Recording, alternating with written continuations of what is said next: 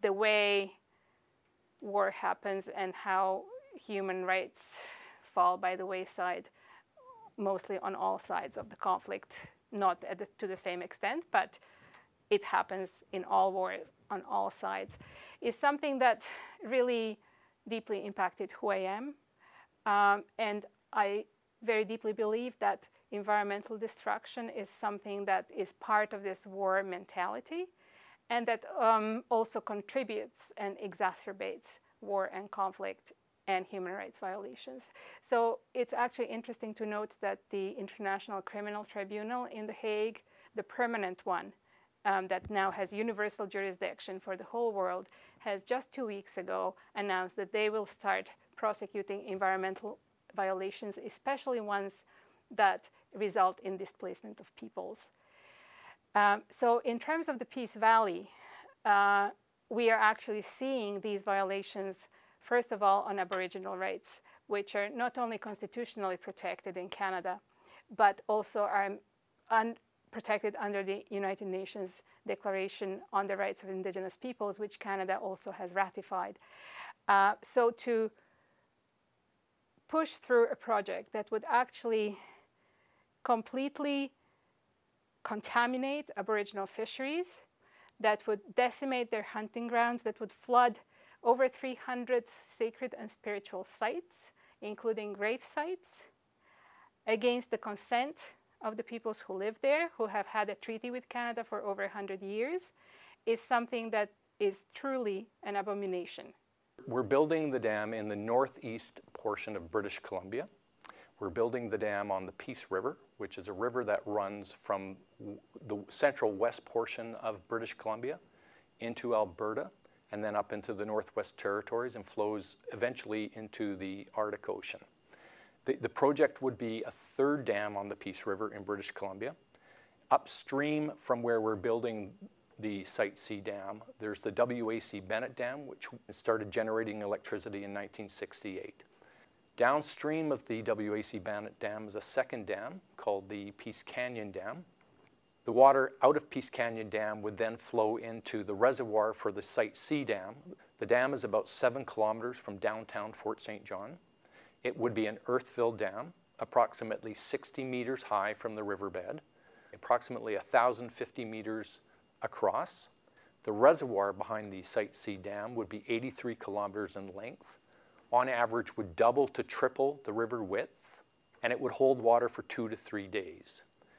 Despite the impacts that the project has, because it has impacts, but despite those impacts, they're significantly reduced because you're not having to store water for long term. And yes, it does have effects, but everything you do to create electricity, whether you're using solar, whether you're using wind, whether you're using microhydro or biomass, everything has an impact. The report of the Joint Review Panel was really clear that the proponent, our electric utility BC Hydro, has not proven that there is even a need for the project, that the project would have severe impacts on First Nations use of the land that could not be mitigated. It would have severe impacts on fisheries and wildlife and some rare and endangered species. So it was very concerning to us and a huge disappointment when both the federal and the provincial governments approved the project in 2014. Especially this year, we have seen a huge outpouring of support for the opposition to the dam, support for the First Nations, rallies and demonstrations across British Columbia. So this year has been really encouraging, while at the same time also hard to actually see the preliminary works and what has already been done to the valley in terms of the logging and the building of, the reinforcing of the banks and the destruction that is happening. The reservoir size is about, impact to land is about 5,550 hectares of land is flooded. Not all of that is agricultural land. Some of that is land on islands. Some of it is gravel bars. But it does impact productive agricultural lands. The lands that are lost, however, the Joint Review Panel that looked at the project through the environmental assessment process said that the impact to agriculture on a provincial and national level for Canada is not significant. What we propose to the Joint Review Panel is that the loss of those lands can actually be made up in regards to production. So we've provided an agricultural fund of approximately $20 million that's available only in the Peace River region to help increase the productivity of lands in the Peace River region to make up for the loss of the productivity that will come by flooding the farmland, some of the farmland in the valley. In terms of displacement, we also have the farmers who are not Aboriginal peoples, but who also have rights.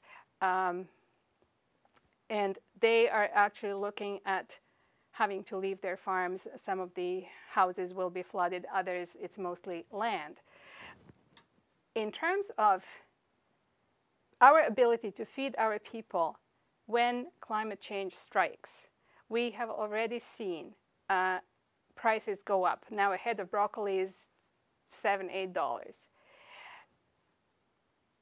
This will only get worse. The Peace farmland is so uniquely productive because of its northern exposure, because of the huge long daylight that it has from in the summer from 3 in the morning until 11 at night, protected from the winds down in the valley by the river. Very warm and very hot in the summer, that microclimate, getting warmer and hotter with climate change, yields are huge. So that's a place that can feed 1 million people in fruits and vegetables. To flood that for energy we actually don't need is a violation and a crime and a sin against humanity. And it is especially a sin against future generations who will inherit climate change in ways that we can not even imagine. We initiated a number of studies to look at what type of effect the Site C dam might create downstream. And keeping in mind that the Peace Athabasca Delta, located in Alberta, is 1,100 kilometers away. That study showed that there would not be any, any significant impacts to the Peace River Delta at all. That minimal impacts that might occur are attenuated as you move downstream. Because what happens is the Site C dam actually will not change the flow regime that people presently see or that the Peace Athabasca Delta is encountering. That flow regime stays in place. We're just moving the control point on the river 83 kilometers downstream from the Peace Canyon Dam. The short answer is that there will not be an impact to the Peace Athabasca Delta from the Site C project. The First Nations at the other end of the Peace River have launched a process under UNESCO to protect their World Heritage Site, the Peace Athabasca Delta, which is protected as a Buffalo National Park. So it's both a national park and the World Heritage Site, the biggest freshwater delta in the world, and it's at the confluence of the Peace River into the Arctic Ocean, so quite far from the Peace Valley. But because it's so unique and because of its hydrology and its dependence on flooding from the Peace every spring, it is liable to slowly die if this dam goes in. With 2 dams, you can still release an artificial pulse of water every spring to recharge the delta and all the lakes that are higher elevation that this way receive water.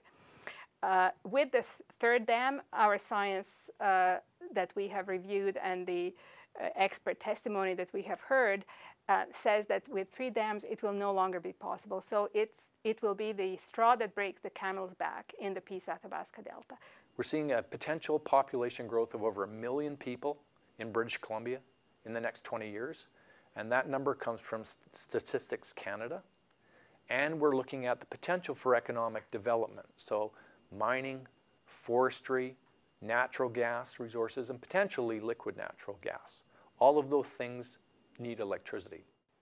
It is quite an important political moment for the new Trudeau government, who ran on a platform of restoring Canada's reputation and the honor of the Crown with First Nations. So to have an international body actually find that Canada is not taking care of a World Heritage Site and that it's now a World Heritage Site in danger, that's not been the finding yet, but it could be a finding and it could be voted in.